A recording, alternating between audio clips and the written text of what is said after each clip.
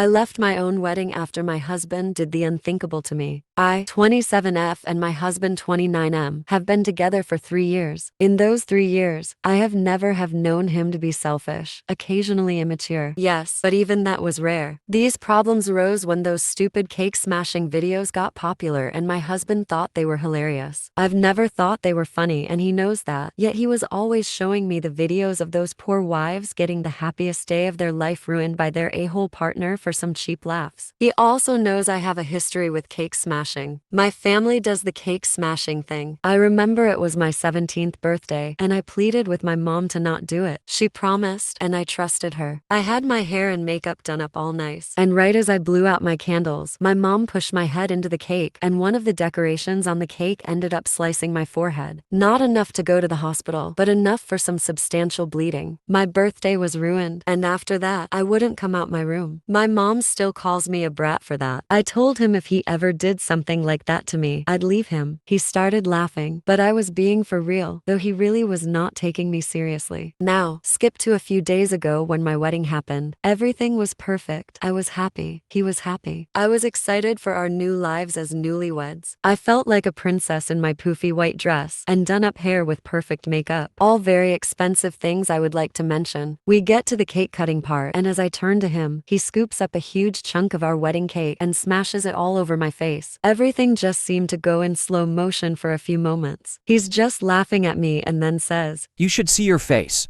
Ha ha ha," and continues to laugh. Other people in the crowd, mostly my family, is also laughing at me. Then I just start walking away. He realizes that I'm leaving and tries to catch up with me and says I'm being extra. I push him away and order an Uber. As I got outside, most of the crowd is following me, telling me to come back. I get into the Uber and drive away. I drove to our apartment and packed most of my things and went to stay at a hotel. I currently am staying at a friend's house. My family and his family has been blowing up my phone for days, saying I'm being childish and my husband is a good man and it was just a joke. My husband has been calling me off the hook, telling me to please come home and that he wants to talk, that he's sorry and didn't think I'd get that emotional. This was supposed to be the happiest day of our lives, and he embarrassed me in front of everyone for some prank that he knew I hated. Not only that, he ruined a $500 cake. He ruined my makeup, my hair, and the top of my dress. The cake got all over. Though I still do love him and I'm wondering if I really was too hard on him. That seems to be everyone else's opinion. Am I the a-hole for reacting this bad after I was embarrassed on my wedding day?